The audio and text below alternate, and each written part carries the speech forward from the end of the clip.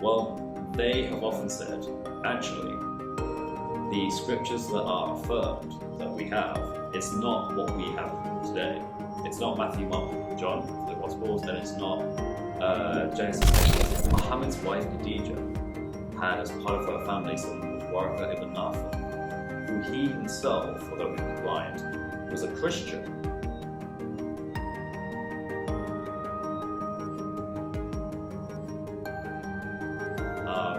So, hi there, I'm Chris at Speaker's Corner, and today I'm going to be talking about early Islamic scholars using our biblical texts. So, in Islam, they have something.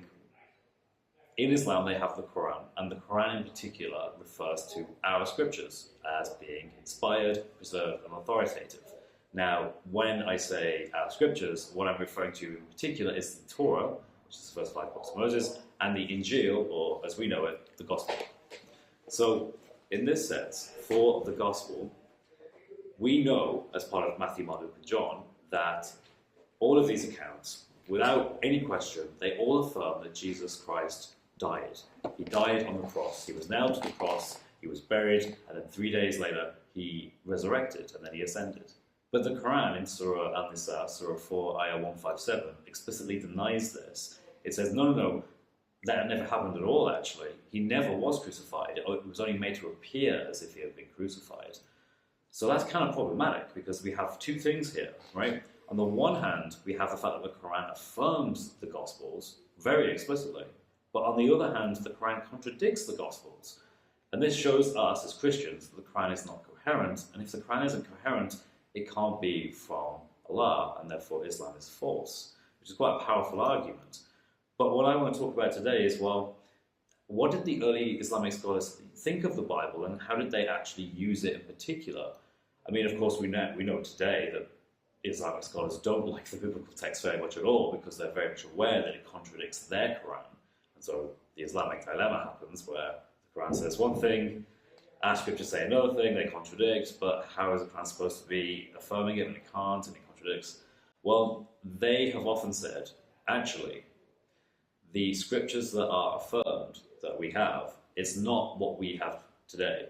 It's not Matthew, Mark, Luke, and John for the Gospels, and it's not Genesis, Exodus, Leviticus, Numbers, Deuteronomy for the Torah. It's something totally different. And the reason they say this is because it's convenient for them. If they can pick on some other text or some other oral tradition as being the actual injeel or the actual Torah, then they can say it said whatever they want it to say. They can say, no, it talked about Muhammad, it prophesied him explicitly. They can say that it talked about the prophets being just mere men, and how Jesus was nothing more than a faithful servant of Allah who was in no sense divine. But what I wanted to ask is whether or not the early scholars saw it that way. And the answer is quite explicit. No, they didn't. They actually used Matthew, Mark, Luke, and John as their sources that were authoritative to them in their own works.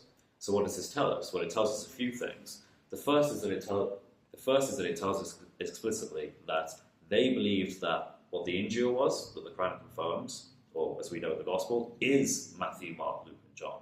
It's not some other random thing, some totally unknown thing that we have no evidence of, but it really is Matthew, Mark, Luke, and John as we have it today. What it also tells us is that they did not just dismiss it.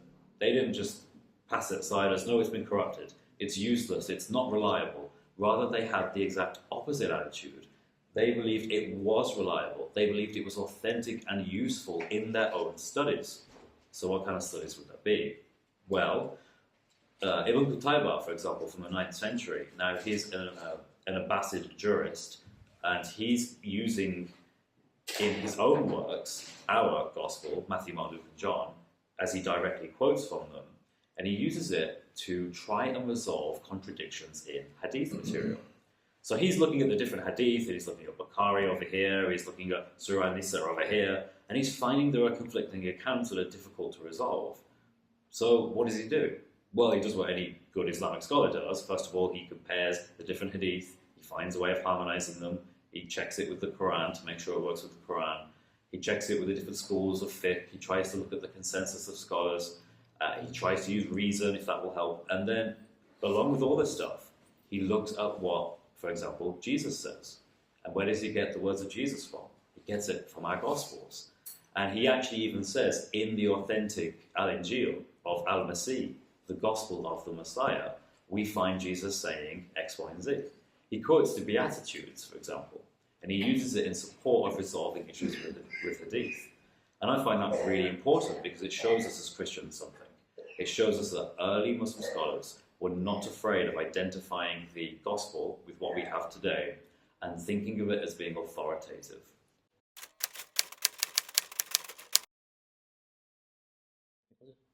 Yeah, so the way that they're getting their information and the way that they use this often leads to incorrect views, particularly when you find in the Quran. But they're also not just using what they think is the Torah, but they're also freely quoting other sources like the Talmud or even Genesis Rabbah, which is basically ways of trying to explain the biblical accounts in the Torah by adding additional story to it to give it make it more rememberable and easy to repeat. And the Quran feels free to borrow any of this sort of stuff.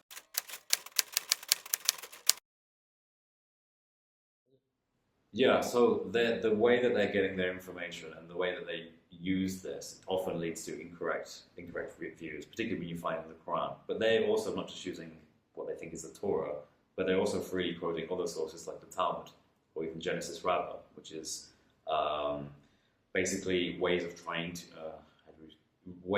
to explain the biblical accounts in the Torah by adding additional story to it to give it make it more rememberable and easy to repeat. And the Quran feels free to borrow any of this sort of stuff.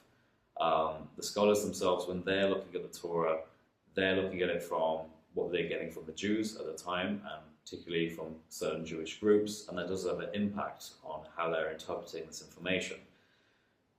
Even that, they're feeling free to try and resolve this in any way they possibly can. So one misconception is that they just thought, well, it's been corrupted, so we don't need to use it. But rather they do need to use it because the early scholars like Ibn Qutayba and others tried the different approach. They wanted to reconcile this. They wanted to take the verses of the Torah and reconcile that with what the Quran says.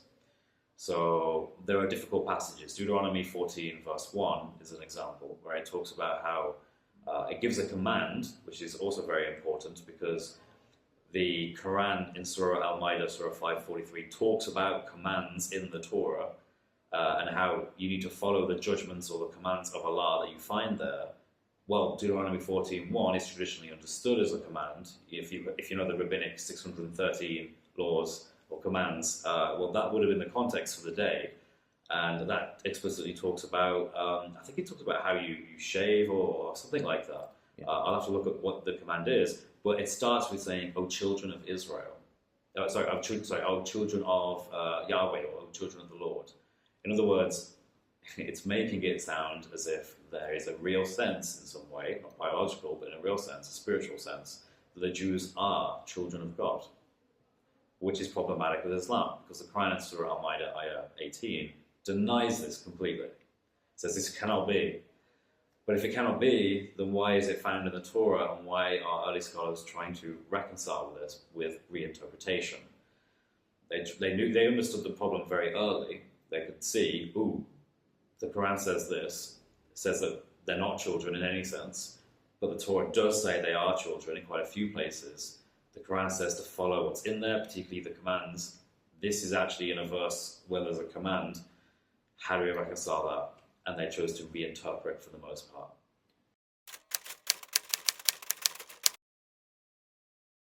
That's a million-dollar question. There is no good answer to this, and it's a big, big problem. It's great for us as Christians when we talk to Muslims because we can raise this. It's such a simple question, but there is no answer. And it gets worse, and it's worth really looking at this in its fullness. Muhammad's wife Khadija had as part of her family someone called Warqa ibn Nawfal, who he himself, although he was blind, was a Christian, interesting, who wrote the scriptures, the injeel, the gospel, in Arabic. So, hang on a second. And there's no mention, by the way, that he's not a real Christian or anything. No, they accept he is a Christian. And he's even more important because he's the one who gives the authority to Muhammad to confirm he is actually a prophet. Why is that? Because when Muhammad had the experience in the cave, he was shaking, he was confused. Khadija said, let's go to this guy, he'll tell us if what you saw was true. And he says, yes, Muhammad, that is really Jibril that you saw in the cave, you are indeed a prophet. So if this guy turns out to be a bit of a charlatan or a not trustable Christian, then that undermines the very story itself. So the impression that we get is that this is a reliable Christian. So a reliable Christian wrote the Injeel in Arabic, part of Muhammad's own family, by extension through his wife, and yet it wasn't preserved. How on earth can that happen? How can you fail to preserve someone who's an actual scribe, who can do it himself? He must have had at least a few, you'd imagine, copies of the Injeel somewhere, and yet they cannot preserve it. You know, it's bizarre to me. There, you can find all these other relics in Islam that they claim to have that go back to companions or even to Muhammad, and yet one of the most important ones you would have thought, the very authentic Arabic Injeel that would have had Muhammad prophesied in it, is completely lost, which I think is just bizarre. Well, listen, Chris, thank you for your time anyway. I know it's been a long day. Yes, it has been, yes. Tired, and, but thank you for sharing the information. Where can we find you? On your YouTube website? Sure, yeah. I'm on YouTube. That's where you can find me. I am called Chris at Speaker's Corner, so if you search for that, you will find me. And on my channel, I don't just cover this topic, I cover lots of other topics and lots of other content as well, and try to give as much useful information as I can to Christians who want to have dialogue with Muslims.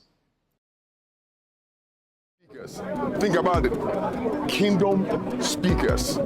This channel is making an impact in the lives of people. And let me tell you something. When you subscribe and you share, you are part of what is happening. A man may take a camera, film what God is doing, carry a message. Remember, it's about words, but they are powerful. God created with words. And so Kingdom is also carrying words to go forth with speakers, speaking the word.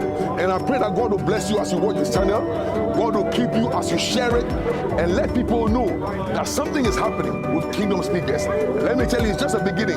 There's more to come. And I pray for the man behind Kingdom Speakers, that God will anoint him more and more and bless him and his family more than ever before. And God protect you. And I love you, Kingdom Speakers. God bless you. Never stop believing. The gospel is real and powerful. God bless you.